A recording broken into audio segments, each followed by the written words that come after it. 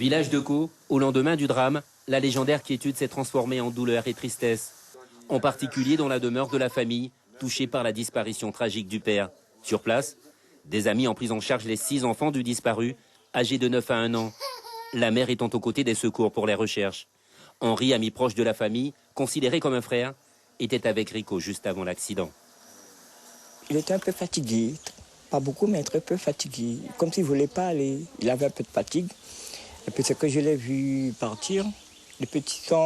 Son fils voulait partir aussi. La maman a dit négatif. L'enfant commence à pleurer. La mère a dit non. Heureusement, merci bon Dieu, que l'enfant est là. Mais ça me fait mal qu'il est parti aussi. C'est une grande peine pour le village. Jacqueline, habitante de Caux, proche de la famille, était également en compagnie du disparu hier. Toujours sous le choc, elle a encore beaucoup de mal à réaliser. Jusqu'à présent, on ne peut pas réaliser vraiment. Oui, un grand même, un grand.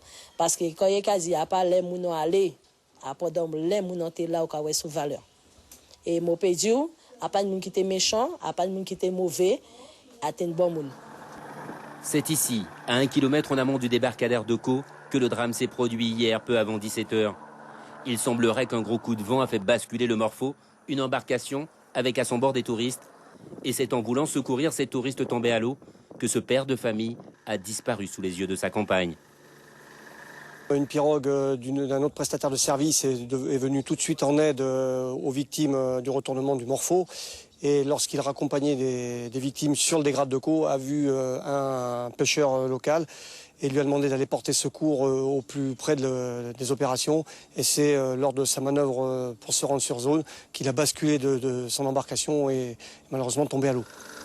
Avec le soutien des habitants qui se sont mobilisés, les pompiers, appuyés de Dragon 973, ont repris les recherches tôt ce matin, mais aussi avec des renforts de la gendarmerie et de l'armée de terre.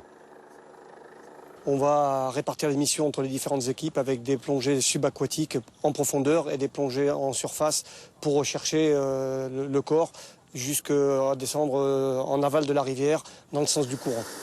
En fin de matinée, les recherches n'avaient toujours rien donné. Cette deuxième nuit sera très longue pour la famille. Le dispositif opérationnel sera reconduit demain.